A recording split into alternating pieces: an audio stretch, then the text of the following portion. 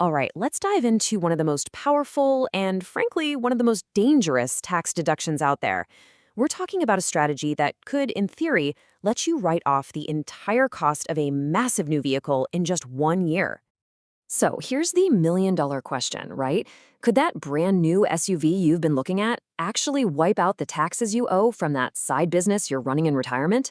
The answer is a very tricky maybe. It's not simple at all, and that's exactly what we're going to unpack today. So here's our game plan. First, we'll talk about the split reality of this tax break. You know, the promise versus the reality. Then we'll get into the specific rules, the hidden traps you absolutely need to know about, how to actually survive an audit, and finally, we'll wrap up with the Asset Defender Playbook to make sure you do it right. Okay, first up is this idea I call the split reality. And it's so important because it's all about the massive difference between what the tax code says on paper and how things actually play out in the real world, especially if you're a senior running your own venture. And here it is, the core conflict. On one hand, the rule looks so simple. It says you can deduct the entire cost of a heavy vehicle for your business. Sounds amazing, right? But the operational reality, well, that's a whole different story. It's a minefield of high audit risk and really complex rules that can trip you up. So what is this thing exactly? Section 179 is just a part of the tax code. It lets a business take a huge deduction for certain equipment right away. Instead of slowly writing it off over several years, which is called depreciation, you get to take the entire deduction in year one. It's meant to get businesses to invest, and yes, that includes certain vehicles. Okay, let's get into the nitty-gritty, the rules of the game. We're talking about the specific numbers and mechanics that control this deduction. And believe me, the details here are everything. This number right here, this is the magic key. It's the whole reason people call this the Hummer loophole. The vehicle's gross vehicle weight rating, or GVWR, has to be more than 6,000 pounds. That specific weight is what lets it sidestep the much lower deduction limits that are placed on regular cars. Now, check out these financial limits. The overall Section 179 limit is huge. I mean, over $1.3 million. But, and this is a really big but, for heavy SUVs specifically, there's a totally separate, way lower cap. We're talking just over $31,000. That distinction is absolutely crucial. And this next point is one you cannot forget. You have to actually have enough business profit to use the deduction. You see, the write-off can take your taxable business income down to zero, but it can't push it into the negative. You can't deduct more than your business actually earned. All right, we've talked about the opportunity. Now we have to flip the coin and talk about the very real dangers.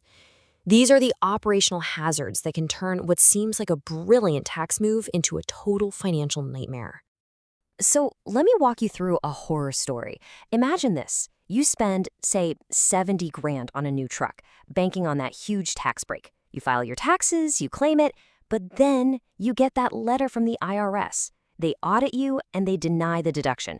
All of a sudden, you're slammed with a massive tax bill, plus penalties, and the cash you spent on the truck, it's gone. That's a liquidity trap, and it's devastating if you're living on a fixed income. And please, don't think your tax software is going to protect you. Sure, it'll ask you for your business mileage, but it has absolutely no way of knowing if those miles were truly ordinary and necessary for your work. It just takes your word for it, which can give you a completely false sense of security. And then we've got this little surprise called recapture risk. It's a big deal. That tax break you got, it's not necessarily permanent. If your business use of that vehicle ever drops to 50% or less in the following years, the IRS can actually claw back the tax savings you took. They just add that deduction right back to your income, and bam, another huge unexpected tax bill. So with all those risks, how on earth do you protect yourself? This next part is all about surviving that audit scrutiny. Let's look at what the auditors are trained to spot and the red flags that make them pounce. This is it. This is the single most important rule of them all. To even be eligible for this deduction, you have to prove the vehicle was used more than 50% of the time for real business purposes. And I need to be clear, your daily drive from your house to your office, that doesn't count. Driving around to check on your stock portfolio? Nope, doesn't count either.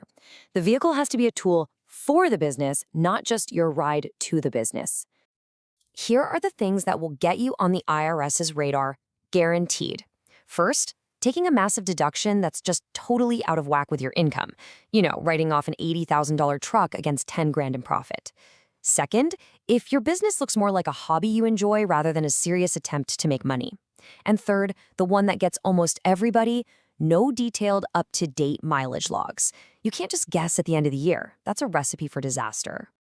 Okay, so let's tie this all together with a clear plan of action. This is the playbook. These are the steps you absolutely have to follow to protect your assets if you're even thinking about using the strategy. I want you to think of yourself as an architect here.